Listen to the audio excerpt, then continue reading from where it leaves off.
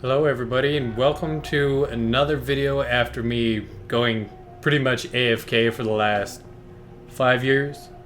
Long story, nothing really to worry about. But hey, I'm back. Gecko here. Welcome to another video on, unfortunately, Call of Duty because it's one of the more trending items on YouTube and Twitch.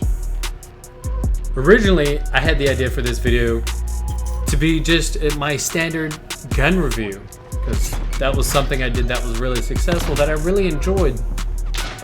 But quickly, it devolved into something more along the lines of, and so original, thanks, I hate it.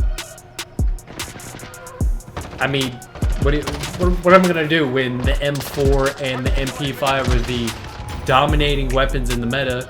Can't forget your akimbo snake shot 357s. But I digress. So loadout wise, one of my favorite setups: marksman barrel, operator foregrip, 5 megawatt laser, no stock, and 60 round mag. First off, I do know anybody who rocks large magazine size tends to be laughed at. I'd laugh at myself too, just for the fact that I typically will miss maybe half the shots, as you see in the footage below. I've not played Call of Duty very seriously for years. I used to be one of those big game battles kids back in Modern Warfare 2. Oh, look at me, I'm gonna win $1 million. That never took off, because as you can see, I'm here and I work in a frozen hell. Better lack of words. One of the main reasons I went for the operator foregrip, as it says, helps with vertical recoil and overall stability for long range engagements. I could go with the commando foregrip just because it's more for sustained heavy fire, but for me the operator foregrip was the go-to choice. It helped me a lot more.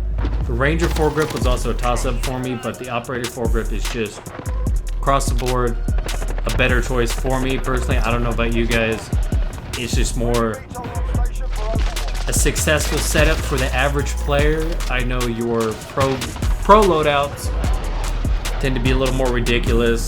When I first saw the M4 with no stock, the Corvus marksman barrel, monolithic suppressor, stippled grip tape, and the tac laser, I thought that was the dumbest thing in the world to see, but it works.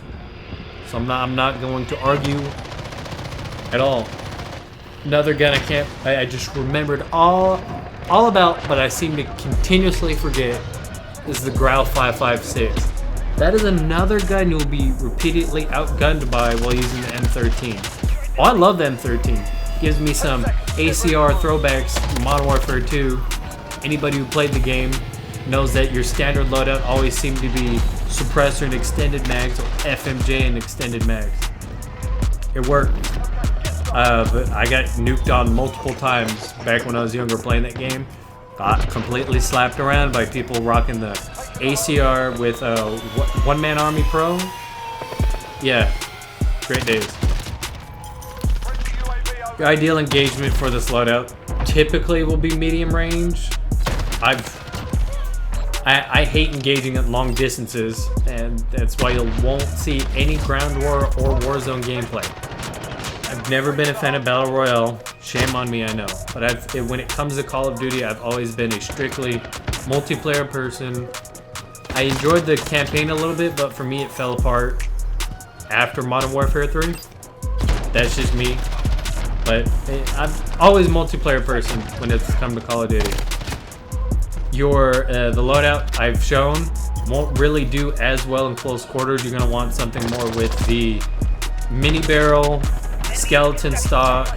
I would still use the 60 round mags because you basically turned it into a high capacity SMG that just does more damage. Rock the tac laser or the 5 megawatt laser. You should be good. At that point, I really feel there's no need for stippled grip tape. Because you're in close quarters. I mean, there's not really any point at that in that case, I guess you would say. to be needing any more speed when the gun already has great accuracy, and even taking away from the accuracy using worse stock really doesn't hurt it that much, especially when, again, leave me alone.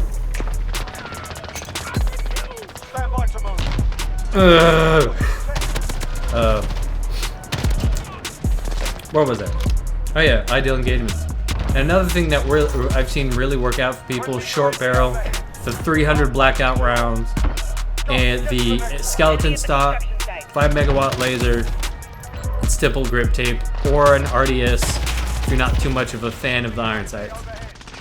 Depending on my engagements, I'll just use the iron sights. But if I'm trying to go for longer range shots, typically, let's see, maps like, and it's just anything long sightlines, really. But you typically will never catch me really engaging in long distance, just for the fact that I'm asking to get shot. Since this new Call of Duty came out, my target acquisition has significantly dropped because it's so much easier to blend into the scenery. Current meta, you're not going to do as well against, again, reiterating, your M4s, your MP5s, your Kimbo snake shots, and your Grau 5.56. I know there's going to be that one person saying, oh, well, man, you just got to get good, man. I stopped taking competitive gaming seriously 3 years ago. And overall, closing thoughts, I would say this loadout is good for your average player. Anybody who wants to step it up a notch, you're going to have to rock the M4 with overkill and an MP5. You're going to rock overkill and the 725 shotgun. I ran into a guy in the gameplay you're seeing in the background use the AK-47 long barrel, no stock, with the 725 as a backup. Ow. Why, man? Anyways, I'm gonna let some footage play out in the background. Like, favorite, subscribe if you enjoyed. I'll be back with you guys next Friday, Saturday maybe. But to plug it because it's a great time, catch me on Twitch, The Real Anogenin. My gaming name, but YouTube name is Gecko, and Gecko's always been my tag. I just couldn't get Gecko on PlayStation. I'm gonna let the footage play out. You guys have a wonderful day. Dude.